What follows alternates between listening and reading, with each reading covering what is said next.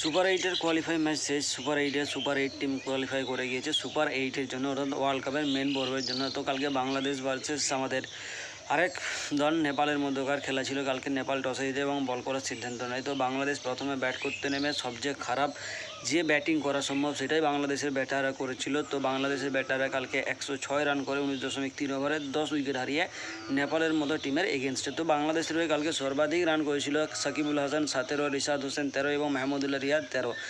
নেপালের হয়ে সোমপাল কামি 10 রান দিয়ে 2 উইকেট, সন্দীপ লামিছানে 17 রান দিয়ে 2 উইকেট এবং রোহিত পড়েল, ক্যাপ্টেন রোহিত পড়েল নেপালের, সে 20 রান দিয়ে 2 উইকেট নেয়। নেপালের তরফ থেকে কালকে ব্যাটারে সর্বাধিক রান করে কুশল মল্ল 27 এবং পুরো ম্যাচে সর্বাধিক রান করে কুশল মল্ল, দীপেন্দ্র সিং আইরি 25 এবং আসিফ শেখ 17 রান করে।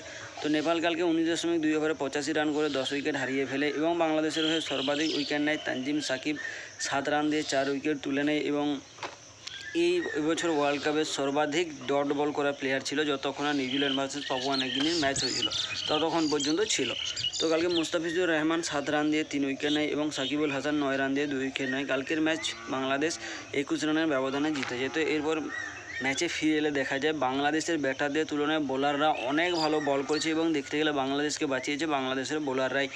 তানজিম সাকিব হতভাগা প্লেয়ার হয়ে গিয়েছে, কারণ তার নামে একটাই রেকর্ড ছিল যে সে এইবারের ওয়ার্ল্ড কাপে সর্বাধিক ডট বল করেছে, কিন্তু সে রেকর্ড তার কাছে বেশিক্ষণ থাকেনি, যার জন্য তাকে হতভাগা বললাম। এই কারণে এই পরবর্তী ম্যাচে পাপুয়া নিউগিনি ভার্সেস নিউজিল্যান্ড ম্যাচে তার এই রেকর্ড চলেছে লকি ফার্গুসনের কাছে, যে 4 ওভার বল করে 4 ওভার ডট বলেই অর্থাৎ 24টা বলে 24টা বলে ডট থাকে এবং সে 3 উইকেট তুলে নেয়। তো কালকে বাংলাদেশের হয়ে সর্বাধিক উইকেট নিয়েছিল তানজিম সাকিব, যে 7 রান খরচ করে 4 উইকেট তুলে নেয় এবং প্লেয়ার অফ দ্য ম্যাচও হয়। মানে বলতে গেলে সত্যি কথা এটা লজ্জা লাগছে, বাংলাদেশের থেকে সর্বাধিক রান করেছে নেপালের ব্যাটার। বাংলাদেশের কাছে তাবড় ব্যাটার আছে, লিটন দাস আছে, নাজমুল হোসেন শান্ত আছে, সাকিবুল হাসান আছে, মাহমুদুল্লাহ রিয়াদ আছে, তাদের কাছে আরও এক তানজিম আছে। তো তাদেরকে ছেড়ে নেপালের ব্যাটাররা সর্বাধিক রান করেছে কালকের ম্যাচের এবং নেপালের ব্যাটারদের মধ্যে কুশল মল্ল একা 27 রান করে এবং দীপেন্দ্র সিং আইরি 25 রান করে। বাংলাদেশের ব্যাটাররা যদি নেপালের ব্যাটারদের থেকে কম রান করে তো আর কি বলা সম্ভব। তো যাই হোক, বাংলাদেশ ম্যাচ জিতেছে এবং সুপার এইটের জন্য তো আগেই কোয়ালিফাই করেছিল, কালকে পুরোপুরি নিশ্চিত করে নিয়েছে।